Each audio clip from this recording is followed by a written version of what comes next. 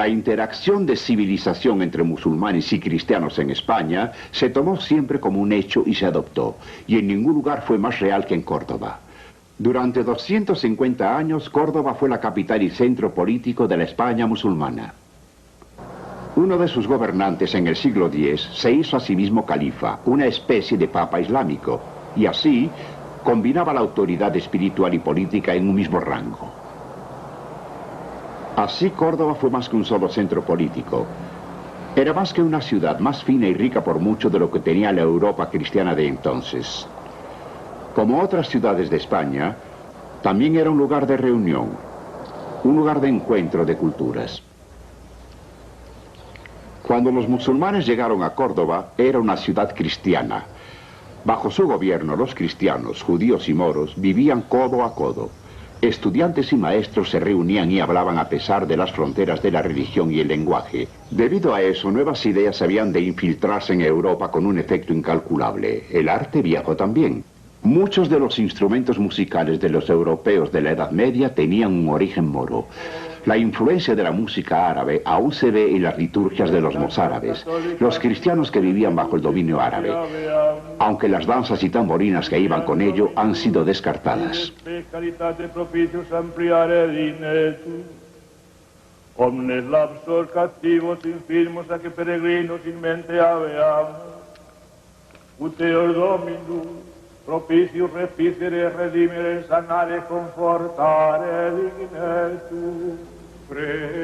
La arquitectura española, la poesía, la iluminación de manuscritos muestran la mezcla de culturas. Y también el lenguaje. Solo el latín le ha dado más palabras al español que el mismo árabe.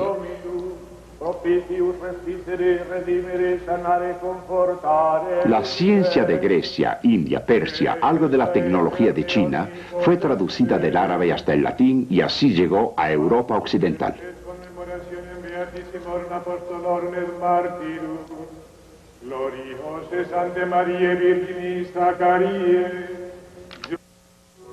El triunfo de Occidente. No solo fue el dominio musulmán quien hizo esto posible. Algunos gobernantes cristianos cultivados y tolerantes recibieron en sus cortes estudiosos y traductores sin importar su religión o su origen. Ellos eran reyes de 3 religiones. Pero la historia tenía algo más en proceso. El surgimiento de una España cristiana totalmente intransigente. Fue la historia del recrudecimiento de las actitudes vistas en las cruzadas y luego en Sicilia, pero en España esto fue más prolongado. Podía arrasar menos del pasado y marcó las victorias mucho más profundamente. Esto duró 600 años.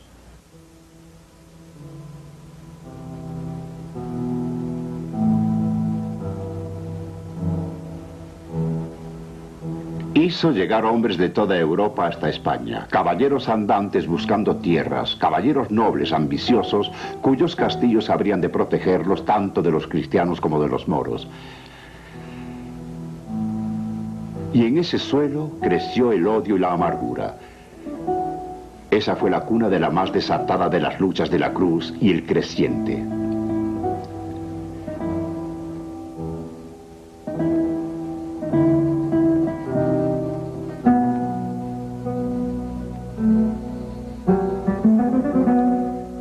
El resultado eventual es ahora evidente, el reemplazo del gobierno musulmán por el cristiano en todas partes de España y la erradicación de la comunidad musulmana.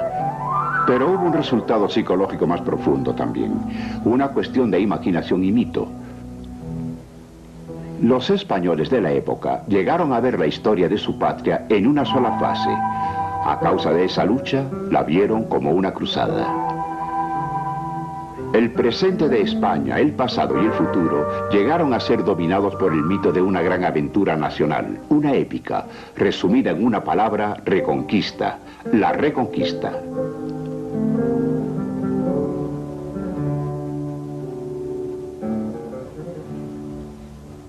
Un momento supremo en simbolismo y triunfos llegó en 1085, y cuando en Toledo, una de las grandes ciudades musulmanas, regresó a manos cristianas. Y Alfonso de Castilla, quien la recibió, pasó por esta puerta al tomar posesión de ella. Eso fue muy importante porque 400 años antes, Toledo había sido la capital de la vieja España cristiana, la España visigoda que los árabes habían dominado. A partir de entonces, algunos de los príncipes españoles han mantenido vivo el sueño de que eran de alguna manera los herederos o herederas de los reyes visigodos, que su vida era como la de ellos, que las leyes e instituciones fueron recibidas directamente de los visigodos. Aunque no era eso en realidad. Tanto así que la España cristiana que eventualmente emergía de la Reconquista era muy similar a la España cristiana de los tiempos visigodos. Pero de esta manera era el mito de la Reconquista. Tenía que presentar la historia de España como un solo y único proceso. Algo que no tuviera roturas o quebraduras en el sino, que continuara solo en la misma dirección todo el tiempo. Por supuesto, Castilla, de donde venía Alfonso, ni siquiera existía aún en los tiempos visigodos, y habría de surgir como la región prominente de la Nueva España que estaría unida al final de la Reconquista. Pero para eso faltaba mucho en 1085. Andalucía tenía aún mucha resistencia que mostrar y en verdad podía desplegar mucho poder de defensa, y había aún brotes de actividad que mostraban lo que podría ser al siglo siguiente. Los musulmanes obtuvieron ayuda de África, y por un tiempo eso lo sostuvo, pero todo ese tiempo el califato iba cayendo en el desorden, en la división política y religiosa, y de hecho las cosas llegaron tan lejos que por un momento pareció que era solamente un satélite del África islámica.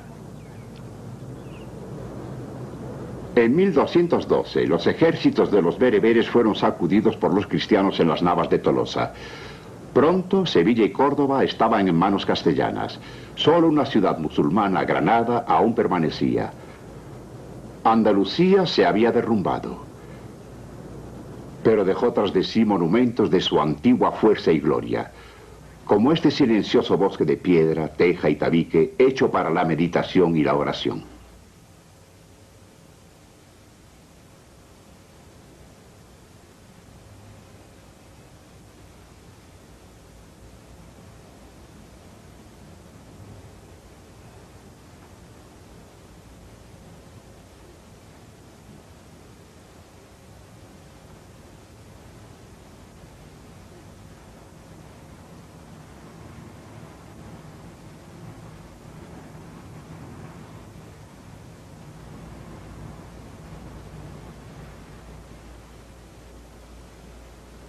Esta es la mezquita de Córdoba, una de las grandes mezquitas de la Edad Media, un lugar construido para rivalizar con la Meca como un lugar de peregrinación. Tenían reliquias aquí del profeta Mahoma y los fieles venían a verla de todas partes de España. Físicamente encierra mucha historia. Algunas de estas columnas son romanas, otras son visigodas.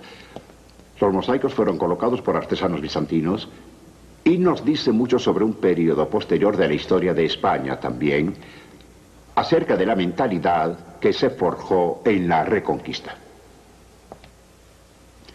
Los cristianos recapturaron Córdoba en el siglo XIII. Cuando lo hicieron, tomaron la mezquita y la hicieron catedral. Ahí, 300 años después, hicieron algo más.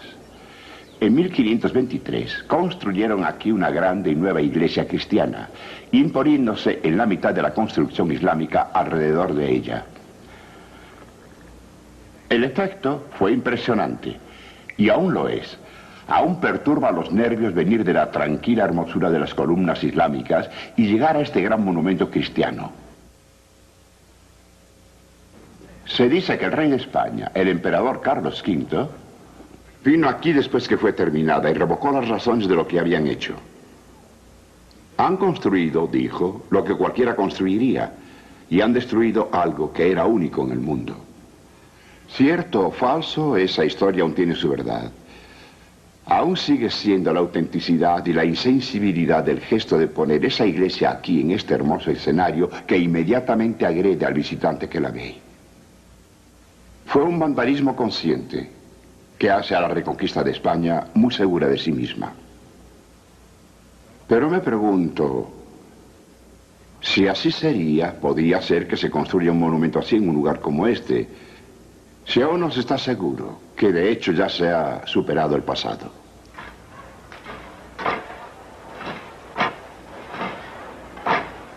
Ya sea fruto de la seguridad o de la falta de ella, El indudable resultado de la Reconquista fue que la actividad religiosa llegó a ser directamente involucrada con la conciencia nacional de España.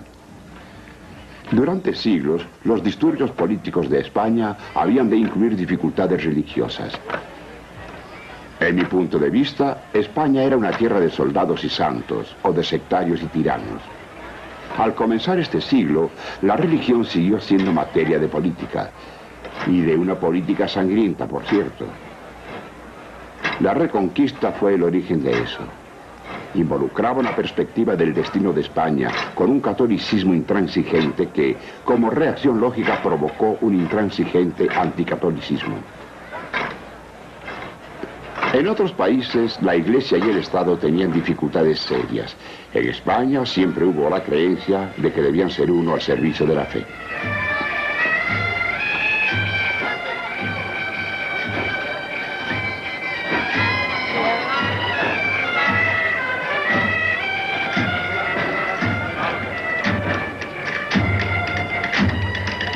Por esa creencia, la guerra civil que comenzó con un levantamiento militar en 1936 pudo ser glorificada por los seguidores nacionalistas de Franco como una cruzada, la cruzada.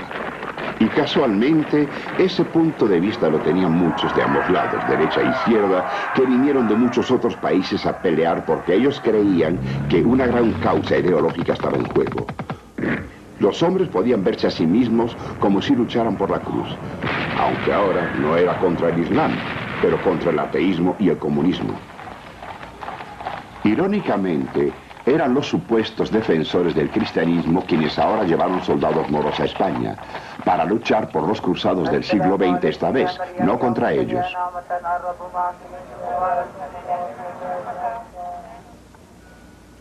Cuatro siglos y medio antes, esa cruzada parecía ya haber terminado, aquí, en las montañas del sur. La Alhambra de Granada es uno de los más bellos monumentos de la España árabe, la España que terminaría en 1492 cuando la ciudad cayó ante el ejército de los reyes católicos, como los llaman los españoles de hoy en día, los reyes católicos Isabel de Castilla y Fernando de Aragón. Fue un gran momento para la cristiandad.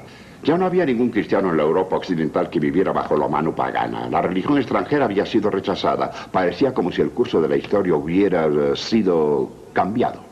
En todas partes la cruz estaba aún en retirada ante el Islam. Pero aquí, tierras que habían sido cristianas y después islamizadas habían sido recuperadas. Desde luego, de esa religión, más que solo la fe había sido rechazada. Una civilización había sido rechazada también, pero a los hombres eso no les interesaba. Ellos rechazaban la comprensión de los lazos que tenían con ella. Lo que querían y lo que obtuvieron en algunos años era una clara solución ideológica. Ellos querían conversión o expulsión. Era una política común, no solo un asunto de reyes y gobernantes. Había habido persecuciones contra judíos y contra musulmanes por años en España. A la Inquisición no le faltó el apoyo del pueblo. Los judíos fueron los primeros en ser expulsados, luego fueron seguidos por los musulmanes de Castilla y luego, mucho tiempo después, por los moriscos, los musulmanes convertidos, que no pudieron encontrar un lugar habitable en España. Y siempre la Inquisición estaba hostigando a los judíos conversos. Y debido a esto, la Reconquista, la gran gesta, viene a terminar en una triste atmósfera de purga y persecución. La cruzada contra el Islam había terminado, pero una nueva cruzada comenzaba, y era contra la inconformidad. Por desgracia, continuó por siglos en la historia de España, casi de hecho hasta nuestros días. Y ahora, Granada celebra cada año los grandes eventos de 1492 sin sus trágicas implicaciones. Granada por los ínclitos reyes de España, doña Isabel I de Castilla y don Fernando V de Aragón. ¡Viva España! ¡Viva! ¡Viva el rey! ¡Viva! ¡Viva Andalucía! ¡Viva! ¡Viva Granada! ¡Viva!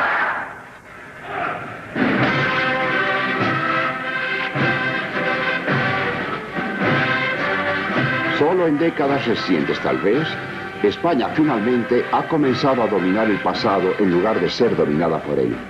Andalucía puede ahora celebrar su propia identidad regional. El viejo e impecable centralismo de Castilla, asentado por siglos en la unidad de Iglesia y Estado, ahora es cuestionado como nunca antes.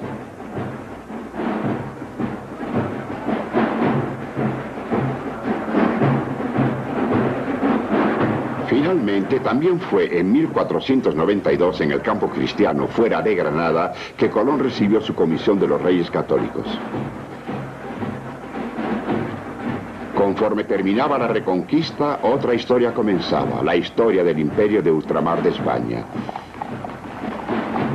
Eso fue más que solo una extensión de la Reconquista. Fue el comienzo de una etapa del dominio europeo del mundo.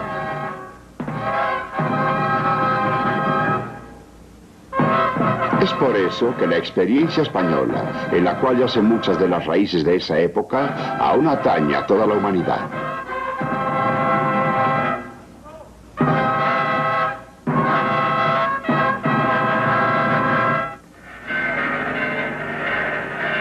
Conformada más de lo que imagino por su larga lucha con el Islam, Europa fue guiada hacia un nuevo papel en el mundo, en el nombre de Dios y de la corona de Castilla.